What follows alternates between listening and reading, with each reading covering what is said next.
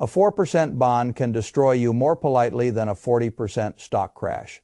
That is the first thing you need to understand. Most people think danger announces itself with sirens. They think wealth destruction arrives with a screaming headline, a market halt, a bank run. Men in expensive suits pretending to look surprised on television. That is not how the worst destruction usually begins.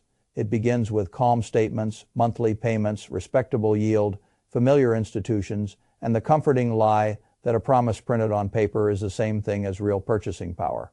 I have spent most of my life watching capital move. It does not vanish nearly as often as people think. It relocates, it slides out of one pocket and into another. It leaves the man holding the elegant promise and settles with the man holding the hard claim. It leaves the family that mistook normal for safe and settles with the family that understood the system before the system admitted what it was doing. You call that unfair, I call it arithmetic. And right now you are living in one of those periods when arithmetic becomes more important than optimism. The world has loaded itself with debt so large, so ordinary, so socially accepted, that most people no longer feel the weight of it. They talk about home prices, retirement accounts, treasury yields, money market rates, and consumer confidence as if these are separate conversations. They are not. They are one conversation. They are all connected to a single transfer belt running underneath the financial floor. That is the metaphor I want you to keep in your mind. A transfer belt, you can stand perfectly still on it and still end up somewhere you never intended to go. That is what late-stage debt does. It creates the illusion of stability while the belt keeps moving. Salaries still arrive. Account balances still show numbers. Governments still issue debt. Banks still smile at you. Brokers still tell you to stay diversified. People still post photos of kitchens, SUVs, vacations, and new watches. Everything looks normal. But normal is often just a prettier word for unrepriced risk when a country is disciplined, productive, and financially anchored. The belt moves slowly enough that ordinary savers can live decent lives without studying the machinery. They work, they save, they trust the currency, they buy claims on future cash flows. That model can function for a very long time when debt is manageable and money remains tied to real output. Then success turns arrogant. Borrowing increases because borrowing feels painless during expansion. Government promises grow faster than government revenues. Central banks learn that printing, suppressing, rescuing, and smoothing over every crisis creates less immediate pain than telling the truth. Asset prices rise. Households feel richer. Politicians feel clever. Financial commentators feel important. A culture of paper prosperity replaces a culture of hard balance sheet discipline. That is when the belt speeds up.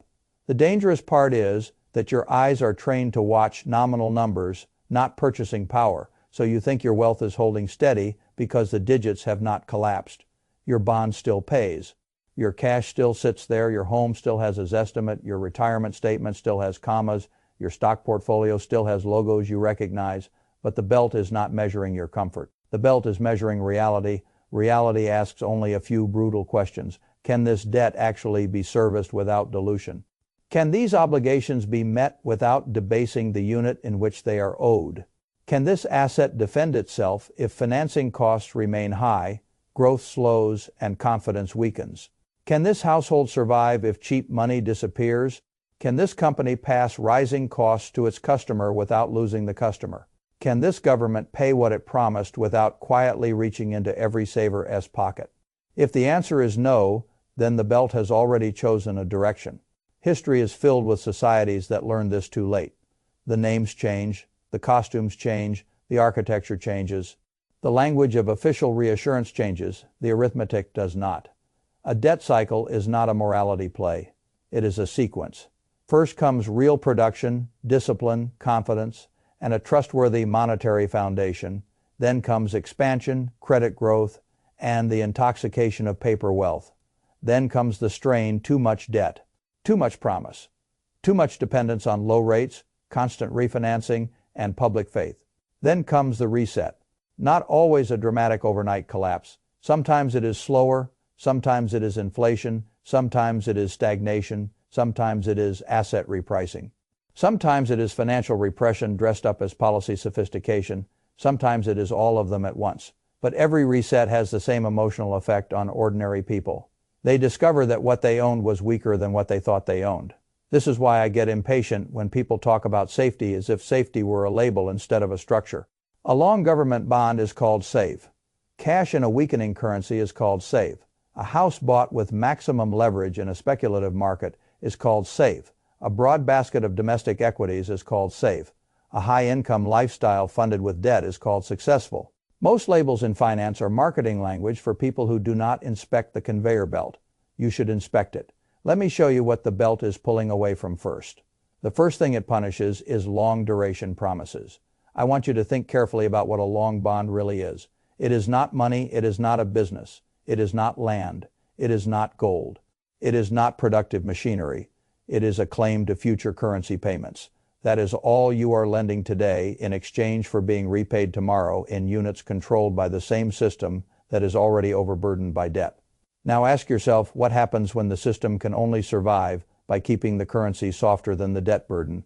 You still get paid and you still get poorer. That is the politest form of financial destruction. I know, no drama, no broken glass, no arresting headlines, just an annual subtraction from real purchasing power while you congratulate yourself for owning something respectable. That is why a 4% bond can ruin you more smoothly than a stock crash. A crash at least offends you quickly. A bad long promise flatters you while it drains you.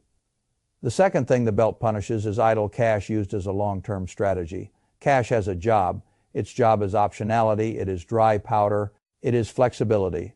It is a shock absorber. It is not a shrine. I keep liquidity because I want to be dangerous when others are desperate. That is very different from parking a major share of your life in currency and pretending you have preserved wealth over a decade. Currency is a wasting asset in a system that must dilute to survive. You need some of it. You should not worship it. This is where many people fool themselves. They say they are being conservative. What they mean is that they are hiding from volatility. Hiding from volatility and protecting purchasing power are not the same thing.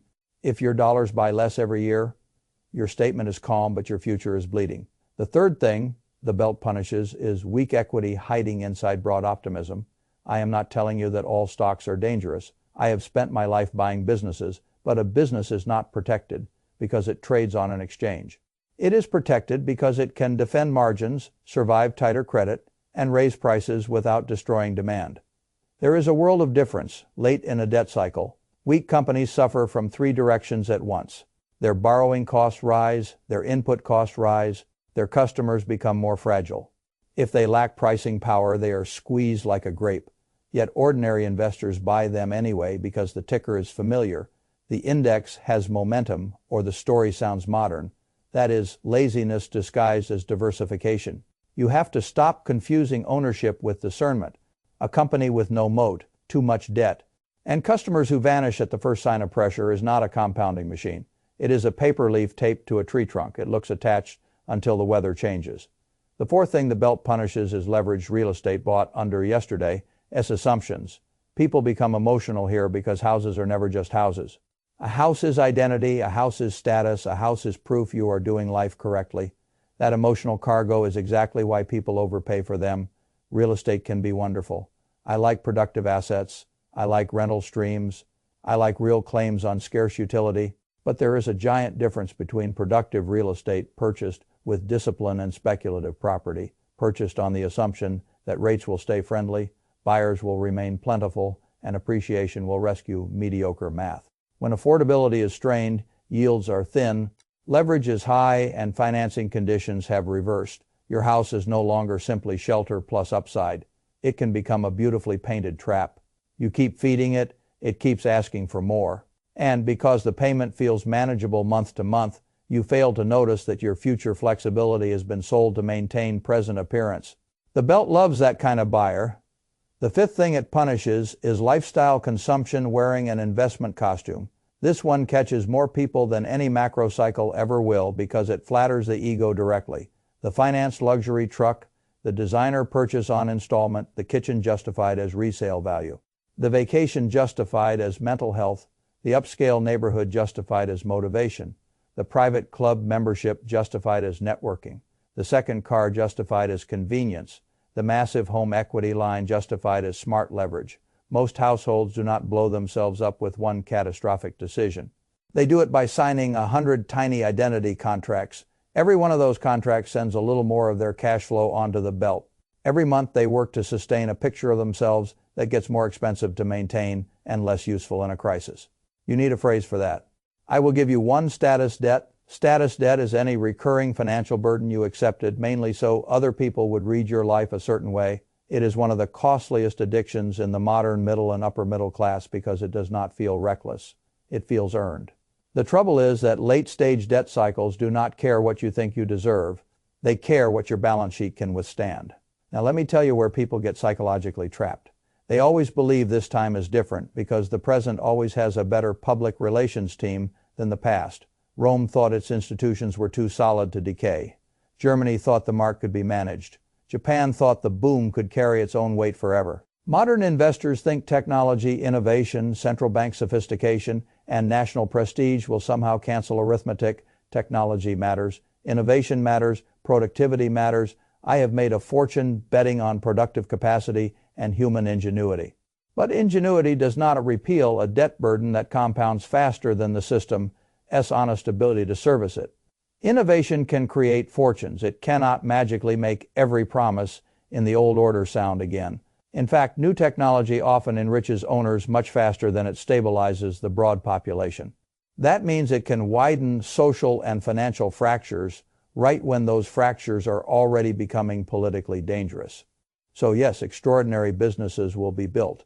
But no, that does not mean every conventional asset parked inside a strained monetary structure will be protected. This is why I want you to stop thinking like a statement watcher and start thinking like a purchasing power engineer. Nominal return is not enough. Nominal safety is not enough. Nominal diversification is not enough.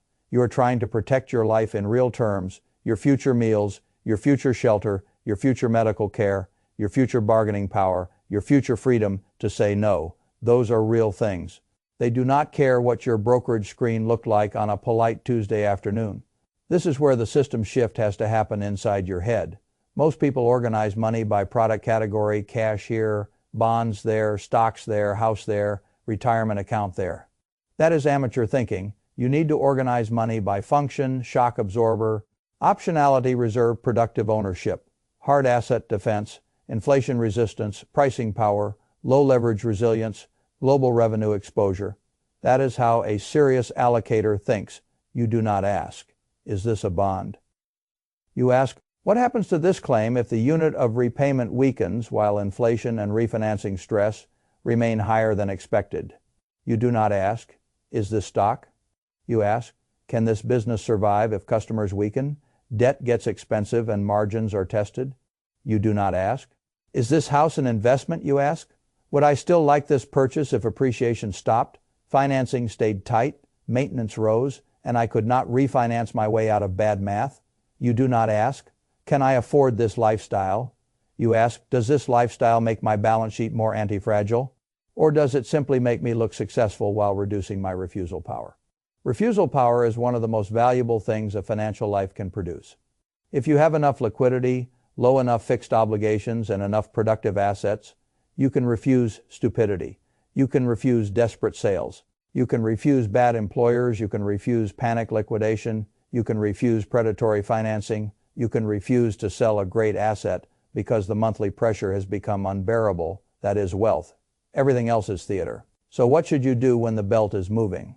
First, reduce exposure to claims that rely too heavily on the promises of an overburdened system. That does not mean become theatrical, apocalyptic, or all in on one shiny alternative. It means recognize vulnerability.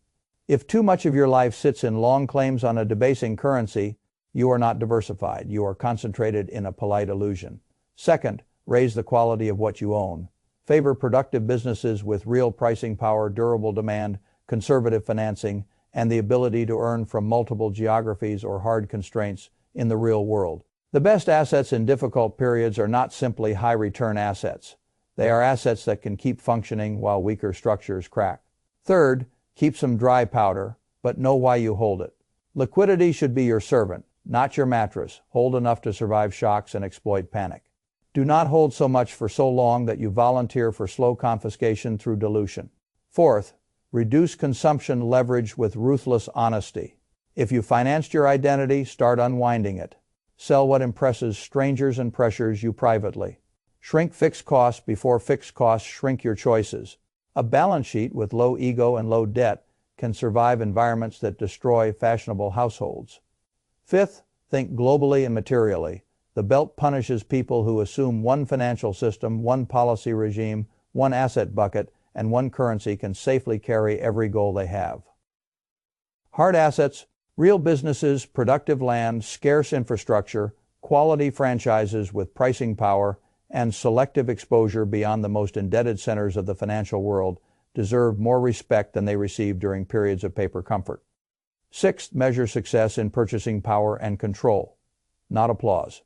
A portfolio that looks boring but leaves you stronger in real terms is superior to a glamorous setup that depends on easy refinancing and public confidence remaining permanent. Public confidence has a terrible long-term record of permanence. There is another psychological trap I want to break before I finish. People imagine the great transfer will arrive as a single clean event, and because they do not see that event today, they assume they have time. That is not how it works.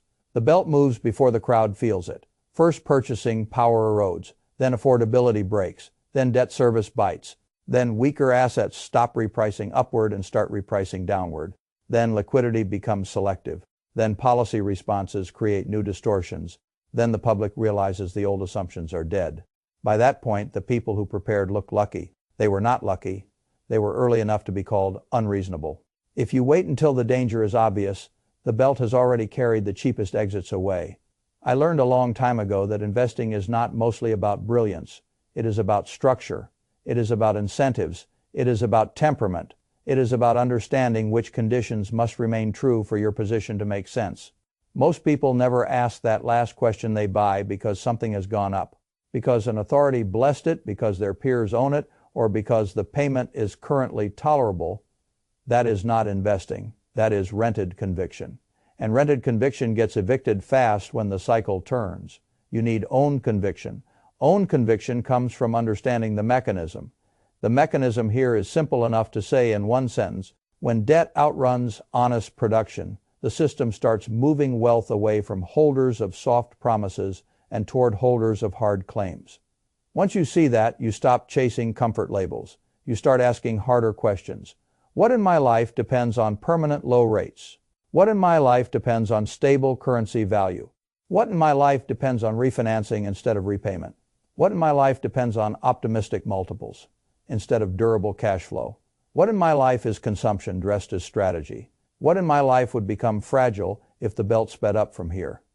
Those are adult questions. Most people never ask them because the answers would force them to alter their identity, not just their asset allocation. But identity is exactly what the cycle attacks. The man who thinks he is rich because he owns the right house, drives the right car, and carries the right labels discovers that he was really a steward of obligations. The woman who thought a safe retirement meant a big pile of conventional promises discovers that promises and purchasing power are cousins, not twins.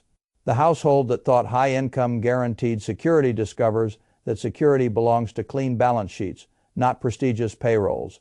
You do not need to predict every move of the macro world. You do not need to become a television economist. You do need to stop cooperating with your own fragility. That means fewer soft promises, fewer long claims in weakening units, fewer weak businesses purchased through index laziness, fewer heroic assumptions in leveraged property, fewer identity expenses funded by debt, more resilience, more quality, more liquidity with purpose, more ownership of things that can defend themselves, more room to wait, more refusal power. That is how you step off the worst part of the belt. I will leave you with the hardest truth. The transfer does not ask whether you are a good person. It does not ask whether you worked hard. It does not ask whether you followed mainstream advice faithfully for 30 years. It asks only one thing. When the old promises began to soften, what exactly were you holding? If your answer is long paper, weak claims, peak leverage, and status debt, then the belt already has your name on it. If your answer is discipline, liquidity, productive ownership, real resilience, low ego obligations, and a mind trained to defend purchasing power rather than chase labels, then the same belt that destroys others can carry opportunity toward you.